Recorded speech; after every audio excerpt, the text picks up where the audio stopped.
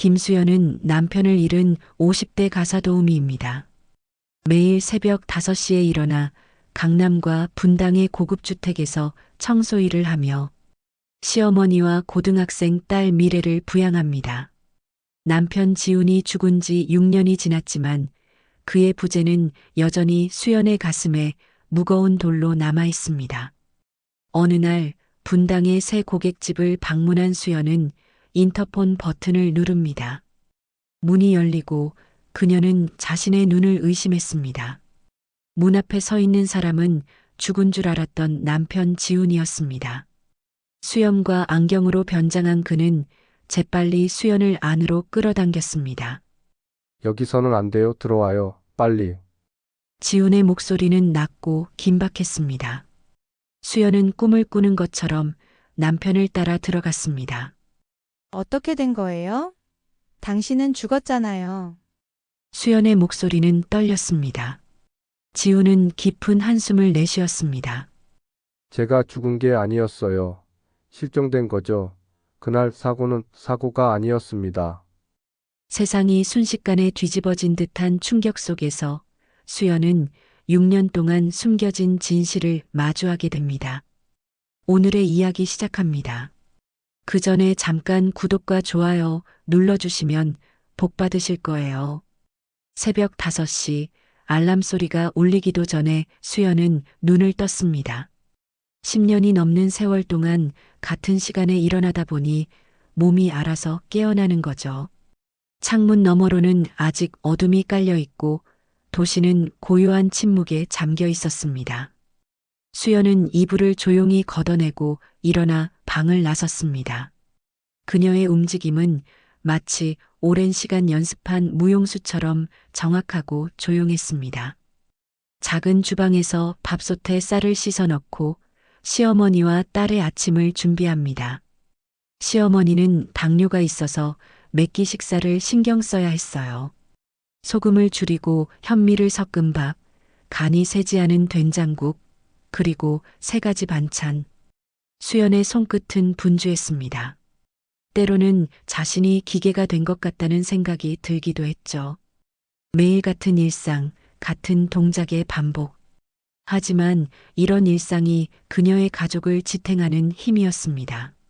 어머니, 아침 드세요. 시어머니의 방문을 살짝 열고 말을 건넵니다. 82살의 노인은 천천히 눈을 뜨며 며느리를 바라봅니다. 남편이 죽은 후에도 시어머니를 모시는 수연이 고맙다는 말을 자주 했었죠. 처음엔 의무감으로 시작했지만 이제는 그저 가족일 뿐입니다. 대학교 원서 접수가 오늘부터래. 식탁에 앉은 딸 미래에게 수연이 말을 건넵니다. 미래는 고개를 끄덕였습니다. 의대를 목표로 하는 딸은 공부에 매진하느라 말수가 적어졌습니다. 수연은 딸의 꿈을 위해 더 열심히 일해야 했습니다. 가사도우미 일만으로는 등록금을 마련하기 힘들었기 때문이죠. 오전 6시 30분 출근 준비를 마친 수연은 현관문을 나섰습니다. 오늘은 강남의 한 고급 아파트와 분당의 새로운 고깃집을 방문하는 날이었어요. 두 곳을 오가는 버스 안에서 그녀는 잠시 눈을 감습니다. 잠깐의 휴식조차 아껴야 하는 일상이었습니다. 강남의 펜트하우스에서 청소를 마치고 나온 수연은 휴대폰을 확인했습니다. 새 고객의 주소를 다시 한번 확인하고 버스에 올랐어요. 분당의 고급 주택가로 향하는 창밖 풍경은 참 아름다웠습니다. 그러나 그녀의 마음은 복잡했어요. 벌써 6년이 지났지만 남편 지훈의 갑작스러운 죽음은 여전히 그녀의 가슴에 무거운 돌처럼 자리 잡고 있었습니다. 오래된 슬픔이지만 시간이 지날수록 더 깊어지는 것 같았어요. 분당의 고급 주택가에 도착한 수연은 주소를 다시 확인하며 집을 찾았습니다. 높은 담장과 정원이 있는 화려한 집이었어요. 인터폰 버튼을 누르자 잠시 후 문이 열렸습니다. 그리고 그 순간 수연은 자신의 눈을 의심했습니다. 문 앞에 서 있는 사람은 죽은 줄 알았던 그녀의 남편, 지훈이었으니까요. 시간이 멈춘 듯 했습니다. 수연의 눈앞에 서 있는 사람은 분명 지훈이었어요. 수염과 안경으로 변장한 모습이었지만 10년을 함께 산 남편을 그녀가 알아보지 못할 리 없었습니다. 지훈은 수연의 충격받은 표정을 보더니 재빨리 그녀의 손목을 잡아 안으로 끌어당겼습니다. 여기서는 안 돼요. 들어와요. 빨리. 지훈의 목소리는 낮고 긴박했습니다.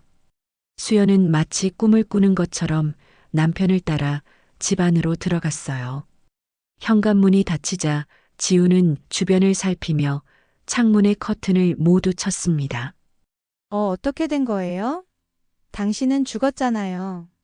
수연의 목소리는 떨렸습니다. 장례식도 치르고 시신도 확인했는데 어떻게 이런 일이 가능한지 이해할 수 없었어요. 지훈은 깊은 한숨을 내쉬며 소파에 앉았습니다. 앉아요. 수연 씨 설명할 게 많아요. 그의 얼굴에는 세월의 흔적이 깊게 새겨져 있었습니다. 6년 동안 무슨 일이 있었던 건지, 그는 대체 어디서 무엇을 하고 있었던 건지, 수연의 머릿속은 질문으로 가득 찼어요. 제가 죽은 게 아니었어요. 실종된 거죠. 지훈이 입을 열었습니다. 그날 사고는 사실 사고가 아니었어요.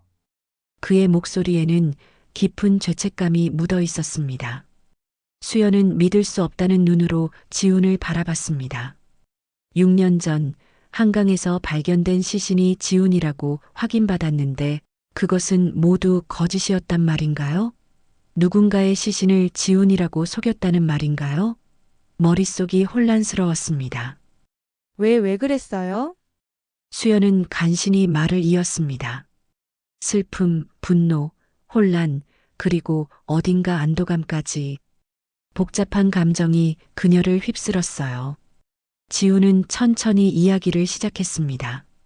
제가 하나메드에서 연구원으로 일할 때 우리가 개발 중이던 신약에서 심각한 문제를 발견했어요. 그 약은 장기적으로 치명적인 부작용을 일으킬 수 있었죠. 하지만 회사는 이미 너무 많은 돈을 투자했고 결과를 조작하라고 압박했습니다. 지훈의 말에 수연은 충격을 받았습니다. 그녀의 남편이 그런 압박을 받고 있었다는 사실을 전혀 몰랐어요. 지훈은 항상 조용하고 성실한 사람이었습니다. 회사에서의 일을 집에 거의 가져오지 않았기에 수연은 남편이 어떤 일을 겪고 있는지 알지 못했던 거죠. 내부 고발을 하려고 했어요.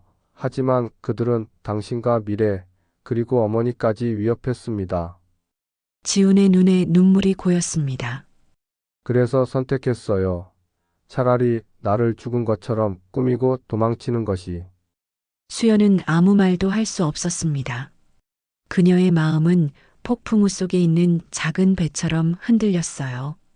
6년 동안의 눈물과 고통, 외로움의 시간이 주마등처럼 스쳐 지나갔습니다. 그 모든 시간 동안 지훈은 살아 있었다는 사실이 믿기지 않았어요. 그동안 어디에 있었어요? 수연은 마침내 입을 열었습니다. 지훈은 고개를 숙이며 말했어요. 처음에는 제주도의 작은 마을에서, 그 다음에는 여러 곳을 돌아다녔죠. 노부부의 도움으로 새로운 신분을 얻었고, 그동안 증거를 모으고 있었어요. 하나메드를 무너뜨릴 수 있는 결정적인 증거를요. 증거라니요? 수연의 목소리는 여전히 떨렸습니다. 그녀는 자신의 눈앞에 앉아 있는 사람이 정말 지훈인지 확신할 수 없었어요. 꿈일까? 아니면 누군가의 잔인한 장난일까? 그녀의 마음은 혼란스러웠습니다. 지훈은 천천히 일어나 책장으로 걸어갔습니다. 책 몇 권을 꺼내자 뒤편에 숨겨진 작은 금고가 나타났어요. 그는 조심스럽게 비밀번호를 입력하고 금고를 열었습니다. 그 안에서 검은색 노트북과 여러 문서가 든 파일을 꺼냈습니다. 이게 내가 6년 동안 모은 것들이에요. 지훈은 테이블 위에 문서들을 펼쳤습니다. 하나메드의 리바이탈이라는 신약은 임상실험 과정에서 심각한 간 손상을 일으켰어요. 하지만 회사는 이 데이터를 조작하고 약을 출시했죠. 수연은 문서들을 하나씩 살펴보았습니다. 의학 용어가 가득한 보고서들이었지만 날짜와 서명, 그리고 몇몇 빨간색으로 표시된 부분은 확실히 이상한 점을 나타내고 있었어요.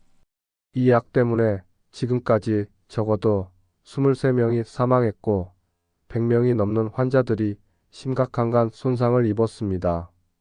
지훈의 눈빛은 결연했습니다. 그들은 이 모든 사실을 덮으려고 했어요. 심지어는 사람을 죽이는 것도 마다하지 않았죠. 수연은 순간 무언가를 깨달았습니다. 그러면 당신이 죽은 척했던 건 정말로 그들이 당신을 죽이려고 했던 거예요? 그녀의 목소리에는 공포가 묻어났어요. 지훈은 고개를 끄덕였습니다. 그날 밤 회사에서 나를 따라오는 차가 있었어요. 한강 다리 위에서 내 차를 들이받으려고 했죠.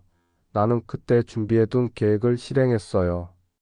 미리 준비해둔 마네킹을 운전석에 두고 차가 강으로 떨어지기 직전에 탈출했습니다. 수연은 숨을 깊게 들이마셨습니다. 그 모든 공포와 위험 속에서 지훈이 혼자 싸워왔다는 사실이 그녀의 가슴을 아프게 했어요. 그런데 왜 지금 나타난 거예요? 6년이 지났는데. 지훈은 천천히 고개를 들어 수연을 바라봤습니다. 당신이 지금 하나메드 대표 오성훈의 집에서 일한다는 사실을 알게 됐어요. 그의 말에 수연은 놀라움을 감추지 못했습니다. 그녀가 새로 일하게 된 집이 바로 하나메드 대표의 집이었단 말인가요? 그게 우연인 줄 알았는데. 수연이 말했습니다. 지훈은 쓴웃음을 지었습니다. 우연이 아니에요. 오성훈은 내가 살아있을지도 모른다는 의심을 계속 품어왔어요. 그래서 당신을 감시해왔던 겁니다. 당신을 통해 나를 찾으려고 한 거죠. 수연의 등줄기로 한기가 흘렀습니다. 그녀가 매일 청소하던 그 화려한 집, 친절하게 대해주던 그 사람이 사실은 남편을 죽이려 했던 사람이라니. 그리고 더 무서운 사실은 그 사람이 그녀와 가족을 이용해 지훈을 찾으려 했다는 것이었습니다. 그럼 우리는 지금 어떻게 해야 하는 거예요? 수연은 떨리는 목소리로 물었습니다. 지훈은 깊은 숨을 내쉬었습니다. 이제 결정적인 증거가 필요해요. 오성훈의 개인 컴퓨터나 금고에 있을 거예요. 그리고 그걸 가져올 수 있는 사람은 당신뿐입니다. 수연의 머릿속은 혼란스러웠습니다. 지훈의 말대로라면 그녀는 지금 위험한 게임에 발을 들이게 된 것이었어요. 오성훈의 집에서 증거를 훔친다는 것은 자신의 목숨을 걸어야 할지도 모르는 일이었습니다. 나는 그냥 가사도우미예요. 스파이가 아니라고요. 수연의 목소리는 작았지만 단호했습니다. 그리고 당신은 6년 동안 우리를 버려두고 어디에 있었어요? 미래는 아버지 없이 자랐고 어머니는 매일 밤 아들 생각에 울었어요. 그런데 이제 와서. 지훈은 수연의 말에 고개를 숙였습니다. 죄책감이 그의 얼굴에 깊은 그림자를 드리웠어요. 알아요. 용서받을 수 없는 일이에요. 하지만 당신과 미래, 어머니를 지키기 위한 선택이었습니다. 그들은 망설임 없이 우리 가족을 해칠 사람들이에요. 수연은 창밖을 바라보았습니다. 갑자기 세상이 너무나 위험하고 낯설게 느껴졌어요. 그녀가 알던 일상, 그 평범한 삶의 틀이 산산조각 나고 있었습니다. 내가 어떻게 도울 수 있을까요? 수연은 마침내 입을 열었습니다. 그녀의 마음 한구석에는 여전히 분노와 배신감이 자리 잡고 있었지만 또 다른 한편으로는 진실을 밝히고 싶은 욕망이 피어나고 있었어요. 지훈의 눈에 희망의 빛이 어렸습니다. 그는 서랍에서 작은 장치를 꺼냈어요. 이건 작은 녹음기예요. 옷 안쪽에 숨길 수 있게 설계되어 있죠. 그리고 다른 서랍에서는 작은 USB를 꺼냈습니다. 이건 특수 제작된 해킹용 USB입니다. 컴퓨터에 꽂으면 자동으로 파일을 복사해요. 수연은 그 장치들을 바라보며 떨리는 손을 들었습니다. 이것이 정말 옳은 일인지 의문이 들었어요. 하지만 만약 지훈의 말이 사실이라면 수많은 사람들이 위험에 처해 있는 것이었습니다. 오성훈의 집에는 어떤 보안 시스템이 있나요? 지훈이 물었습니다. 수연은 기억을 더듬었습니다. 1층과 2층 모두 감시 카메라가 있어요. 그리고 서재는 항상 잠겨 있죠. 오성훈이 외출할 때만 비서가 들어가 청소를 허락해줘요. 지훈은 고개를 끄덕였습니다. 서재에 금고가 있을 가능성이 높아요. 그곳을 확인해 봐야 합니다. 수연은 오성훈의 집 구조를 자세히 설명했습니다. 그녀가 몇 달 동안 청소하며 관찰한 것들이었죠. 서재의 위치, 오성훈이 주로 사용하는 컴퓨터, 그리고 그가 외출하는 시간대까지 모든 정보가 지금은 귀중한 첩보가 되었습니다. 내일은 오성훈이 회의가 있어서 아침 일찍 나갈 거예요. 그날이 기회일 수도 있겠네요. 수연이 말했습니다. 지훈은 수연의 손을 조심스럽게 잡았습니다. 6년 만의 접촉이었어요. 수연은 그 손길이 낯설면서도 익숙했습니다. 한때는 그녀의 전부였던 사람, 하지만 지금은 거의 타인과 다름없는 사람. 위험할 거예요. 지훈이 낮은 목소리로 말했습니다. 만약 그들이 당신이 나와 접촉했다는 사실을 알게 된다면 수연은 깊은 숨을 들이마셨습니다. 난 이미 6년 동안 혼자서 가족을 지켜왔어요. 두렵지 않습니다. 그녀의 목소리에는 강인함이 묻어났어요. 누구보다 강하게 살아온 여성, 그것이 바로 수연이었습니다. 둘은 밤늦게까지 계획을 세웠습니다. 어떻게 증거를 찾을지, 위험 상황에서 어떻게 대처할지, 그리고 그 이후에는 어떻게 할지 모든 가능성을 고려해야 했습니다. 다음 날 아침 수연은 평소와 같은 시간에 일어났습니다. 하지만 오늘은 모든 것이 달랐어요. 그녀의 가슴 한편에는 작은 녹음기가 숨겨져 있었고 가방 속에는 해킹용 USB가 들어 있었습니다. 아침 식사를 준비하는 손길이 평소보다 떨렸어요. 엄마, 괜찮아요? 미래가 물었습니다. 딸의 날카로운 눈빛을 피해 수연은 미소를 지었어요. 그냥 좀 피곤해서 그래, 걱정하지 마. 수연은 최대한 평소와 같은 목소리로 대답했습니다. 그녀는 미래와 시어머니를 위험에 빠뜨리고 싶지 않았어요. 그들은 아무것도 모르는 편이 안전했습니다. 오전 8시 수연은 오성훈의 집 앞에 도착했습니다. 심장이 빠르게 뛰었어요. 이전에는 그저 가사도우미로서 일하러 오던 이곳이 오늘은 마치 전쟁터처럼 느껴졌습니다. 안녕하세요, 김 선생님. 현관문을 연 것은 오성훈의 비서 정주영이었습니다.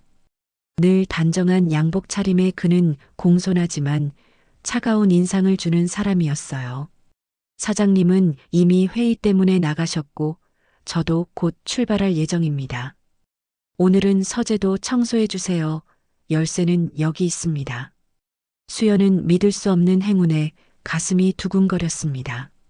서재 청소를 허락받는 일은 드물었거든요.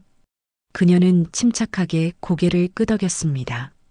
네, 알겠습니다. 정주영이 떠나고 집안에 혼자 남게 된 수연은 빠르게 행동했습니다. 먼저 평소처럼 청소를 시작하여 감시 카메라에 의심을 사지 않도록 했어요. 그리고 서서히 서재 쪽으로 이동했습니다.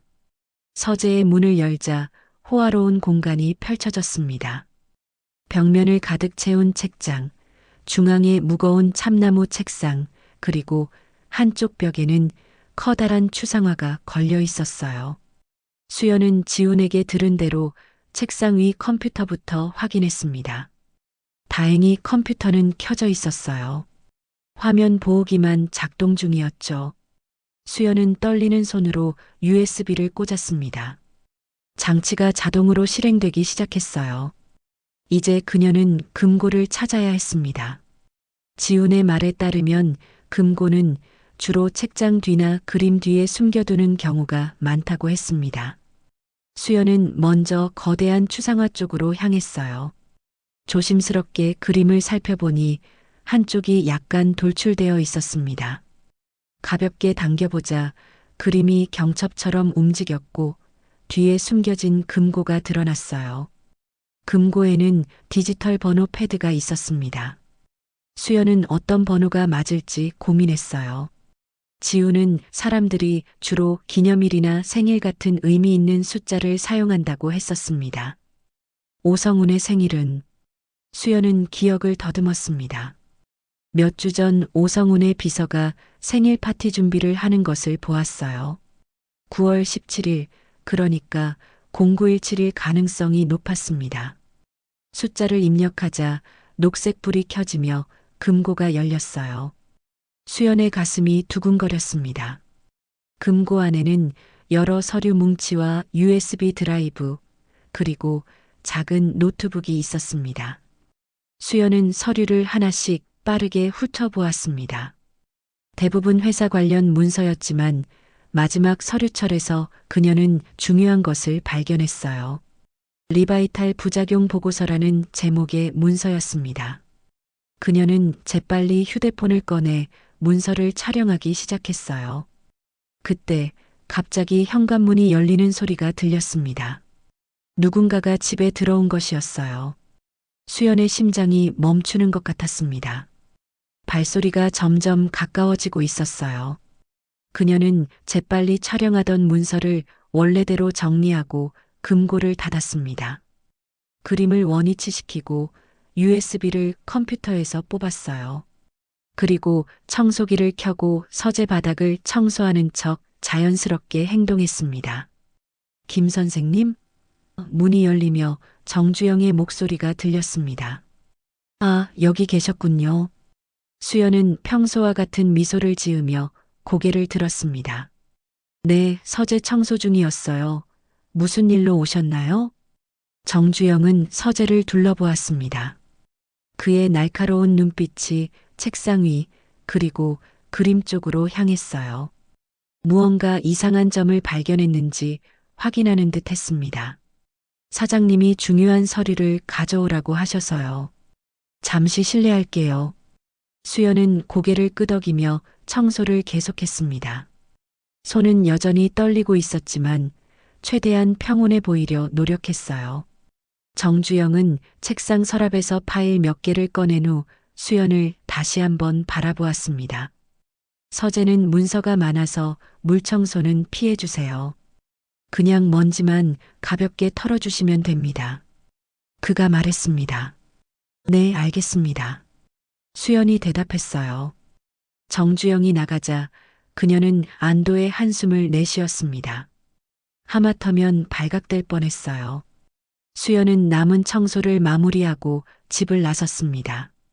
가방 안에 USB와 휴대폰에 담긴 사진들이 그녀의 발걸음을 무겁게 했어요. 만약 오성훈이나 정주영이 금고를 확인하고 누군가 열었다는 사실을 알아차린다면 생각만 해도 등골이 오싹했습니다. 오후 시간 수연은 약속대로 지훈을 만났습니다. 그들은 사람들의 시선을 피해 시외버스 터미널 근처의 조용한 카페에서 만났어요. 어땠어요? 지훈이 긴장한 표정으로 물었습니다. 수연은 USB를 건네며 낮은 목소리로 말했습니다. 금고를 열었어요. 리바이탈 부작용 보고서를 발견했고 휴대폰으로 촬영했습니다. 지훈의 눈이 빛났습니다. 그는 수연의 휴대폰을 받아 사진들을 확인했어요. 이건 결정적인 증거예요. 오성훈이 직접 부작용 은폐를 지시했다는 문서까지 있네요. 수연은 오늘 있었던 일, 특히 정주영이 갑자기 돌아왔던 순간에 대해 설명했습니다. 의심받고 있는 것 같아요. 내일 다시 그 집에 가는 것은 위험할 수도 있겠어요. 지훈은 깊이 생각하는 표정이었습니다. 당신이 위험해지기 전에 이 증거들을 활용해야 해요. 내가 아는 검사가 있어요. 그는 하나메드의 비리를 오래전부터 의심해왔죠. 이 자료들을 그에게 전달하면 수사가 시작될 거예요. 수연은 창밖을 바라보았습니다. 바깥 세상은 평소와 다름없이 돌아가고 있었지만 그녀의 세계는 완전히 뒤바뀌었어요. 이게 끝나면 우리는 다시 가족으로 돌아갈 수 있을까요? 지우는 수연의 손을 조심스럽게 잡았습니다. 그건 당신과 미래, 그리고 어머니가 결정할 일이에요. 내가 했던 일은 용서받기 어려울지도 모르죠. 하지만 진실이 밝혀지고 정의가 실현된다면 그것만으로도 의미가 있을 거예요. 수연의 눈에 눈물이 고였습니다. 6년 동안의 슬픔과 분노, 그리고 혼자서 가족을 지키며 살아온 시간들, 모든 감정이 한꺼번에 밀려왔어요. 우선은 안전한 곳으로 가야 해요. 지훈이 말했습니다. 내일이면 오성훈이 금고가 열렸다는 사실을 알아차릴 거예요. 당신과 미래, 어머니 모두 위험할 수 있습니다. 그날 밤 수연은 조심스럽게 집으로 돌아왔습니다. 혹시 누군가 자신을 미행하고 있는 건 아닌지 계속 뒤를 돌아보며 걸었어요. 집에 도착하자 미래가 학교에서 돌아와 공부하고 있었고 시어머니는 저녁 식사 준비를 하고 계셨습니다. 어머니, 제가 할게요. 수연이 앞치마를 두르며 말했습니다. 평소와 다름없이 행동하려 노력했지만 그녀의 마음은 이미 다른 곳에 있었어요. 식사 시간 수연은 딸과 시어머니를 바라보았습니다. 그들에게 진실을 언제 어떻게 말해야 할지 고민이었어요. 특히 미래에게 아버지가 살아있다는 사실을 어떻게 전해야 할지, 그 충격을 어떻게 완화시킬 수 있을지 막막했습니다. 내일부터 며칠 동안 할머니 동생 집에 가 있으면 어떨까? 수연이 조심스럽게 제안했습니다. 시어머니의 동생은 시골에 살고 있었어요. 도시와 떨어진 그곳이라면 안전할 것이라 생각했습니다. 시어머니는 의아한 표정을 지었습니다. 갑자기 웬일이니? 미래는 학교 다녀야 하는데. 중간고사도 끝났고 잠시 쉬면서 공기 좋은 곳에서 공부하면 좋을 것 같아서요. 수연은 최대한 자연스럽게 말했습니다. 미래야, 어떻게 생각해? 미래는 고개를 들었습니다. 갑자기요? 친구들과 스터디 그룹 약속이 있는데. 수연은 깊은 한숨을 내쉬었습니다. 더 이상 숨길 수 없다는 생각이 들었어요. 사실은 말해야 할 게 있어. 그녀의 목소리가 떨렸습니다. 아버지가 살아계셔. 미래와 시어머니의 표정이 굳었습니다. 둘 다 수연을 믿을 수 없다는 듯 바라보았어요. 무슨 소리니, 수연아? 시어머니가 떨리는 목소리로 물었습니다. 수연은 천천히 조심스럽게 모든 이야기를 들려주었습니다. 지훈이 살아있다는 사실, 그가 왜 죽은 척할 수밖에 없었는지, 그리고 하나메드와 오성훈의 범죄에 대해서요. 그녀의 이야기가 끝날 무렵 미래의 눈에는 분노와 혼란의 빛이 어렸고 시어머니는 눈물을 흘리고 있었습니다. 그럼 아빠를 만날 수 있어요? 미래가 마침내 입을 열었습니다. 6년 동안 아버지 없이 자란 소녀의 목소리에는 복잡한 감정이 묻어났어요. 내일, 수연이 대답했습니다. 하지만 지금은 우리 모두 위험할 수 있어. 오늘 밤 짐을 싸서 내일 아침 일찍 이모 할머니 댁으로 가야 해. 그날 밤 세 사람은 필요한 짐을 꾸렸습니다. 수연은 잠을 이루지 못했어요. 내일이면 모든 것이 바뀔 것이라는 예감 때문이었습니다. 다음 날 아침 수연의 휴대폰이 울렸습니다. 발신자 표시는 오성훈 사모님이었어요. 수연은 긴장한 채로 전화를 받았습니다. 김 선생님, 오늘 오실 수 있으세요? 급한 일이 생겼어요.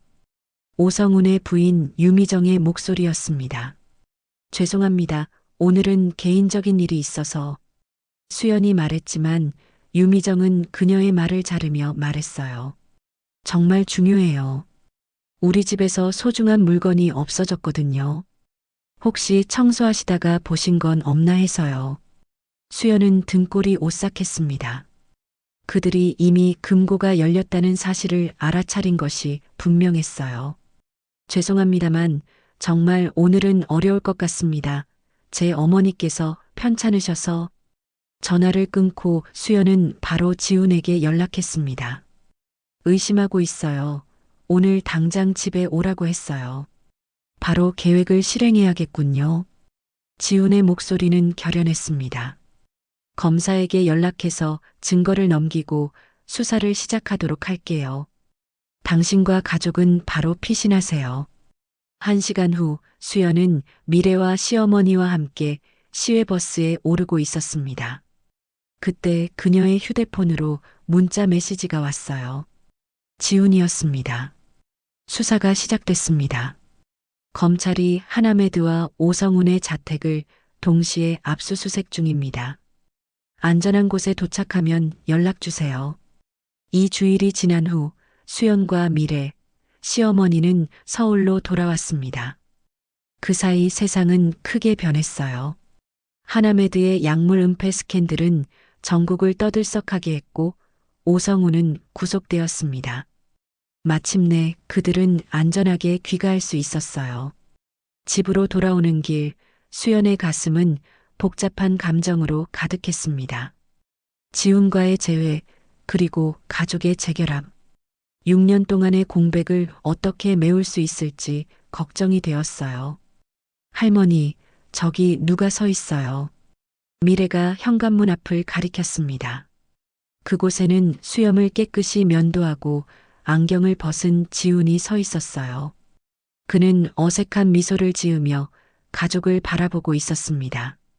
시어머니는 아들을 보자마자 달려가 그를 껴안았습니다. 83세 노인이라고는 믿기지 않을 만큼 빠른 걸음이었어요. 내 아들 정말 살아있었구나. 그녀의 목소리는 울음으로 떨렸습니다. 미래는 그 자리에 굳어 서 있었습니다. 17살의 소녀는 아버지를 어떻게 대해야 할지 몰랐어요. 6살 때 마지막으로 보았던 아버지는 이제 거의 낯선 사람이나 다름없었습니다. 미래야. 지훈이 조심스럽게 딸에게 다가갔습니다. 많이 컸구나. 미래는 잠시 망설이다가 천천히 아버지를 향해 걸어갔습니다. 그리고는 갑자기 달려가 아버지를 꽉 껴안았어요. 아빠 정말 아빠 맞아요? 지훈의 눈에서 눈물이 흘러내렸습니다. 그래, 아빠야 정말 미안해, 미래야. 수연은 그 모습을 지켜보며 눈물을 참았습니다. 사랑하는 사람들이 다시 만난 기쁨 하지만 동시에 잃어버린 시간에 대한 아픔도 느껴졌어요. 집 안으로 들어와 둘러앉은 가족들 앞에서 지훈은 모든 것을 설명했습니다. 검찰 수사 결과 하나메드의 리바이탈 약물은 정말로 치명적인 부작용이 있었고 그것을 은폐하기 위해 오성우는 수많은 불법 행위를 저질렀다는 사실이 밝혀졌어요. 42명의 환자가 사망했고 300명이 넘는 환자들이 심각한 간 손상을 입었습니다. 지훈이 말했습니다. 이제 그들과 가족들은 정당한 보상을 받게 될 거예요. 그럼 이제 아빠는 계속 우리와 함께 살 수 있는 거예요? 미래가 물었습니다. 지훈은 고개를 끄덕였습니다. 내 신분이 법적으로 회복됐어. 죽은 것으로 처리됐던 모든 서류가 원상복구됐지. 앞으로는 가족과 함께 할 수 있어. 수연은 조용히 부엌으로 향했습니다. 그녀는 시간이 필요했어요. 지훈이 돌아온 것은 기쁜 일이지만 6년 동안의 상처는 하루아침에 치유될 수 없었습니다. 지훈이 부엌으로 그녀를 따라왔습니다. 수연 씨, 그가 조심스럽게 불렀어요. 정말 다시 돌아온 거예요? 수연이 물었습니다. 그녀의 눈에는 의심과 희망이 교차했어요. 다시 우리를 떠나지 않을 거예요? 지훈은 고개를 숙였습니다. 평생 당신과 미래, 어머니에게 진 빚을 갚으며 살 거예요. 용서받지 못할 수도 있다는 걸 알아요.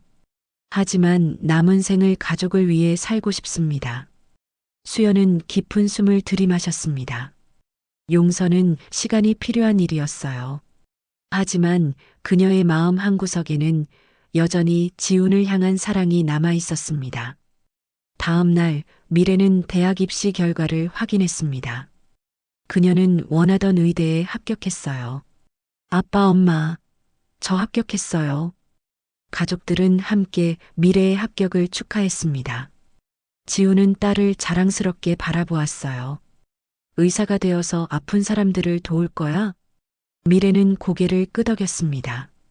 리바이탈 약물 피해자들을 치료하는 의사가 되고 싶어요. 그들에게 희망을 주고 싶어요. 그 주말 가족은 함께 한강변으로 나갔습니다. 석양이 강물을 붉게 물들이고 있었어요. 수연과 지훈, 미래와 시어머니, 네 사람은 나란히 앉아 강을 바라보았습니다. 이제 우리는 거짓의 강을 건넜어요. 수연이 말했습니다.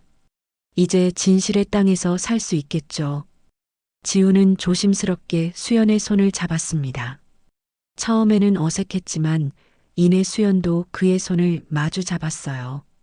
미래와 시어머니도 그들의 손을 함께 잡았습니다. 네 개의 손이 모여 하나가 되었어요.